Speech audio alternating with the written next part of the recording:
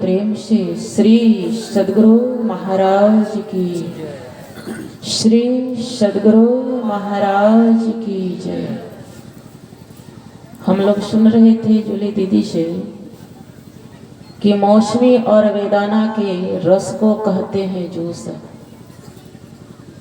और जो गुरु महाराज की जयकार नहीं करते हैं उसे कहते हैं कंजूस। बोलिए प्रेम से श्री सद्गुरु महाराज की जय। यह 2 दिवसीय संत मत सत्संग का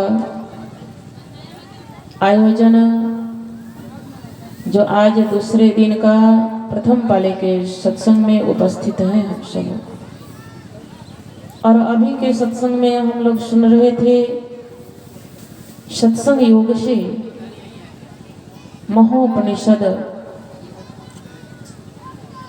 उसमें आया कि अविवेकी के लिए शास्त्र भार है। जिस मनुष्य के पास विवेक नहीं है कहते हैं शास्त्र भार है। अविवेकिनः शास्त्रम भारो ज्ञानम चौरागिनः। अज्ञानी मनुष्य के लिए कहते, ज्ञानी मनुष्य के लिए कहते वह जो मानव अज्ञान है उसको अगर शास्त्र की बात को सुनाया जाए तो उसे भार लगता है। महापुरुषों ने कहा कि हम आपके जीवन में अगर विवेक नहीं है, बुद्धि तो है, अगर विवेक नहीं है तो कहते हैं वह मानव का जीवन कैसा है। तो भगवान राम कहते हैं कि वह मानव जो है बिना पूछ के वह पशु है।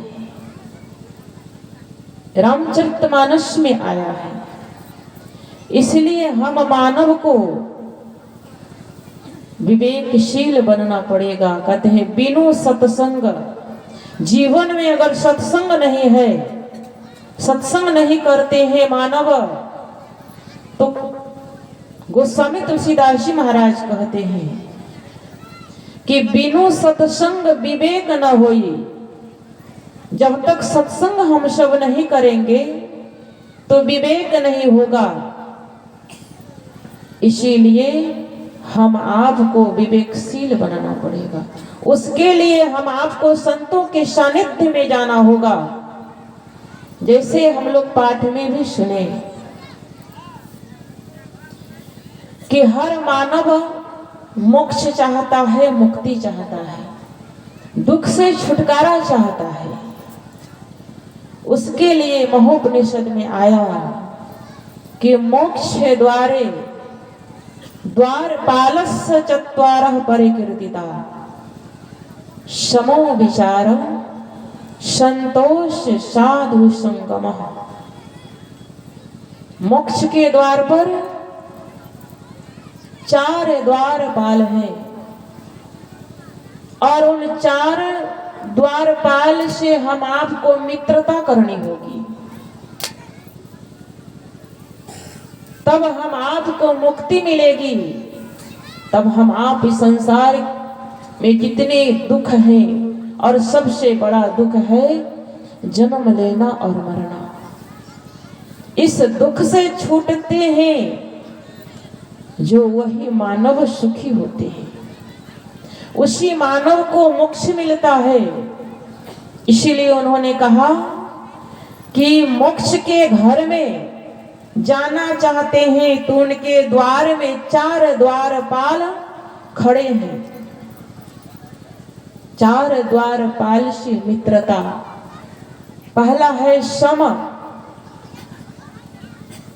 सम यानी इंद्रियों का दमन करना। यहाँ है तालव्य।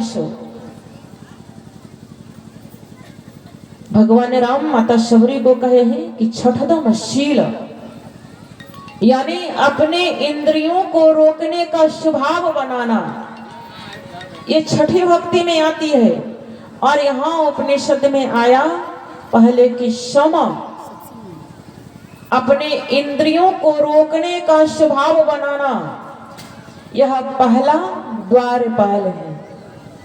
उसे जीवन में उतारना होगा। और शम यानी विचार, शम के बाद है विचार। हम आपका विचार कैसा होना चाहिए? हम आपका विचार शुद्ध और पवित्र होना चाहिए। हम आपका मन पवित्र होना चाहिए, तभी विचार भी पवित्र होगा। और जब तक विचार पवित्र नहीं होगा तब तक हम आप मुक्ति को नहीं प्राप्त कर सकते हैं। मुक्ति हम आपको नहीं मिलेगी। हम लोग अपने सुंदर इस शरीर को सजाते हैं कि लोग मुझे देख करके अच्छा कहे। सुंदर इस शरीर को सुंदर से सजा लीजिए, लेकिन किसी शायर ने कहा है कि मनुष्य की शोभा जो है इस शकल से नहीं, कहते मनुष्य की शोभा शकल से नहीं विचारों से होती है। और घर की शोभा जो है दीवार से नहीं दीवारों से होती है। बहुत बड़ा दीवार बना लीजिए और उसमें फाटक मत लगाइए, वह देखने में शोभा नहीं देगा, वह सुरक्षित भी नहीं होगा।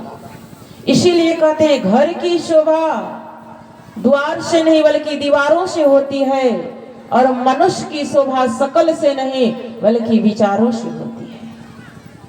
हम आपका मन, हम आपका विचार पवित्र होना चाहिए, तब हम आपको वह मोक्ष मिलेगा।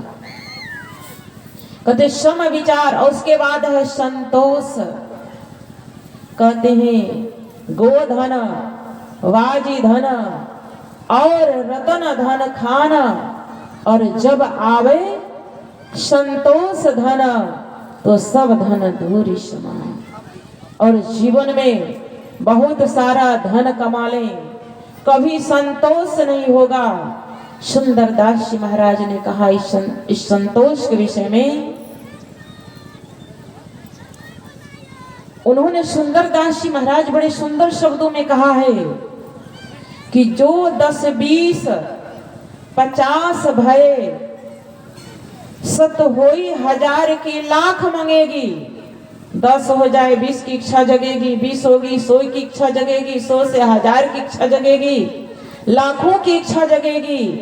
कहते स्वर्ग पाताल को राज्य करो, स्वर्ग की भी राज्य मिल जाए, पाताल का भी हम राजा बन जाए। कहते स्वर्ग पाताल को राज करो, तृष्णा अधिकी आग लगेगी, तृष्णा उससे बुझेगी नहीं बल्कि और आग लगेगी और धधक उठेगी कि और मुझे मिल जाता तो मैं सुखी हो जाता।